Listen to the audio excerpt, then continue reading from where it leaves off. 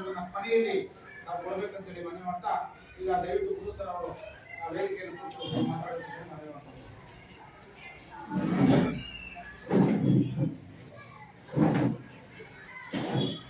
ಎಲ್ರಿಗೂ ನಮಸ್ತೆ. ಹಾಗೆ ನೀವು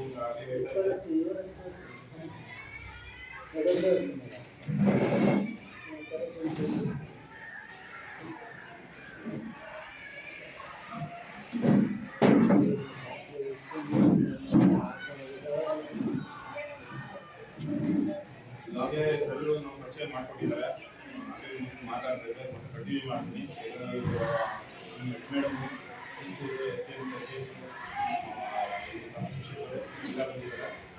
ಸೊ ನಿಮಗೆ ಬಿಸಿ ಊಟ ಯೋಜನೆ ಬಗ್ಗೆ ನೀವು ಈ ಒಂದು ಶಾಲೆಯಲ್ಲಿ ಸರ್ಕಾರಿ ಶಾಲೆಯಲ್ಲಿ ನಮಗೆ ಸ್ಟೇಟ್ ಇಂದ ಆಯ್ಕೆ ಮಾಡಿ ಇದೇ ಶಾಲೆಯಲ್ಲಿ ಮಾಡಬೇಕು ಅಂತ ನಮ್ಗೆ ನಾವೇನು ಆಯ್ಕೆ ಮಾಡಿದ್ದೇವೆ. ಸ್ಟೇಟ್ ಇಂದ ಆಯ್ಕೆ ಮಾಡಿ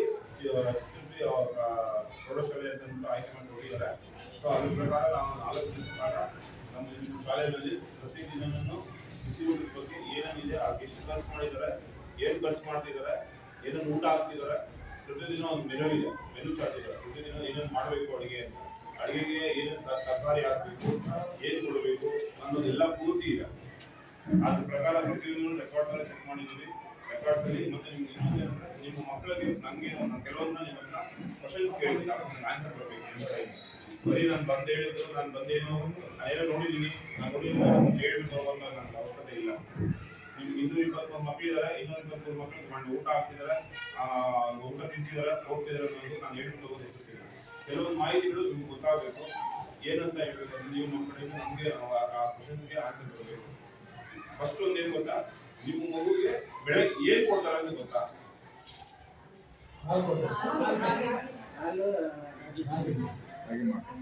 ಎಲ್ರಿಗೂ ಗೊತ್ತಿದೆಯಲ್ಲ, ಹಾಲು ಮತ್ತು ರಾಗಿ ಪ್ರತಿದಿನ ಕೊಡಬೇಕು ಅಂತ.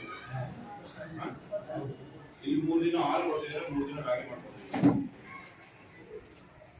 ಗೊತ್ತಾ. ನಾವು ಕೆಲವು ಮಕ್ಕಳ ಮಾತಾಡಿದ್ವಿ, ಹಾಲಿನ ಜೊತೆನೆ ರಾಗಿ ಮಾಡಿ ಬೆರೆಸಿ ಬಿಸಿ ಮಾಡಿ ಕೊಟ್ರೆ ನಿಮ್ಮ ಮಕ್ಕಳಿಗೆ ಏನು ತೊಂದರೆನಾ? ತೊಂದರೆನಾ ಏನಾದ್ರು?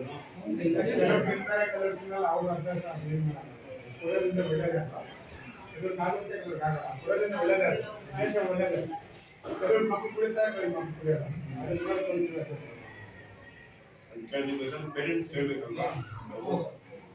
ನಾವು ಕೊಟ್ಟಿದ್ದಾರೆ 3 ದಿನ ಹಾಲು 3 ದಿನ ಇಟ್ಕೊಳ್ತಿದ್ದಾರೆ. ನಾವು ಎರಡೂ ಮಿಕ್ಸ್ ಮಾಡ್ಕೊಡಿ, ಒಂದ್ ದಿವಸ ಯಾವ್ದಾದ್ರು ಟ್ರೈ ಮಾಡ್ಬಿಡಿ, ಮಕ್ಕಳಿಗೆ ಕೊಡಿ. ಬಟ್ ಏನು ಆ ಕಡೆ ರಿಸಲ್ಟ್ ಏನೋ ತೊಂದರೆ ಆಯ್ತು, ಇಲ್ಲ ಹೊಟ್ಟೆ ನೋವು ಆಯ್ತು, ಇಲ್ಲ ವಾಮಿಟ್ ಆಯ್ತು ಅಂತಂದ್ರೆ ಸ್ಟಾಪ್ ಮಾಡೋಣ ಅಂತ ನಾವು ಅಡುಗೆಯವ್ರಿಗೆ ಹೇಳಿದ್ವಿ.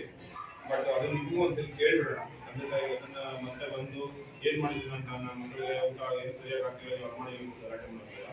ಸೊ ಯಾಕಂದ್ರೆ ಕೆಲವು ಮಕ್ಕಳಿಗೆ ಅಡ್ಜಸ್ಟ್ ಆಗಲ್ಲ, ಹಾಲು ಮತ್ತು ರಾಗಿ ಮಾಡ್ತಾರೆ, ಎರಡು ಮಿಕ್ಸ್ ಮಾಡಿ ಗಲ್ಜಿ ಮಾಡ್ತಾರೆ.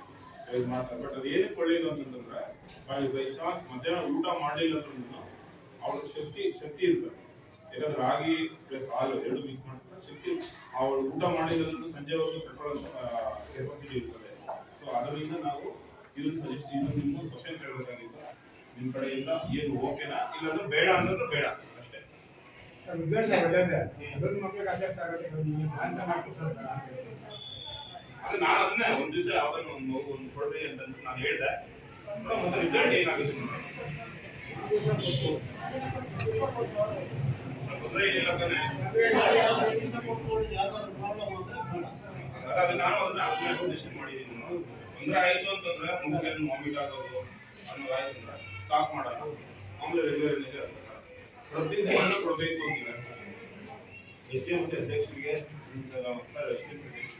ಒಂದೇ ಒಂದು ಮನವಿ, ನಿಮ್ಮ 6 ದಿವಸ ಮೊಟ್ಟೆ ಕೊಡ್ತಿದ್ದಾರೆ, ಪ್ರತಿದಿನ ಮೊಟ್ಟೆ ಕೊಡ್ತಿದ್ದಾರೆ. ಮೊಟ್ಟೆ ತಿಂದಿಲ್ಲ ಅನ್ನೋ ಪಕ್ಷದಲ್ಲಿ ಮಾತ್ರ ಚಿಕ್ಕಿ ಅಥವಾ ಬಾಳೆಹಣ್ಣು ಕೊಡಬೇಕು. ಇದು ಕಾಮನ್ ಸರ್. ಇದು ಯಾಕಂದ್ರೆ ಸರ್ಕಾರ ಸ್ಟ್ರಿಕ್ಟ್ ಆದೇಶ ಮಾಡಿದ್ದಾರೆ. ಇದು ಕಂಪಲ್ಸರಿ STMC ಅವರಿಗೆ ಗೊತ್ತಿರಬೇಕು ಮೊಟ್ಟೆ ಕೊಡ್ತಿದಾರ ಇಲ್ವಾ ಅಂತ. ಮೊಟ್ಟೆ ತಿಂದಿಲ್ಲ ಅನ್ನೋ ಪಕ್ಷದಲ್ಲಿ ಮಾತ್ರ ಬಾಳೆಹಣ್ಣು ಕೊಡಬೇಕು, ಇಲ್ಲಿ ಚಿಕ್ಕಿ ಕೊಡ್ಬೇಕು ಅಷ್ಟೇ.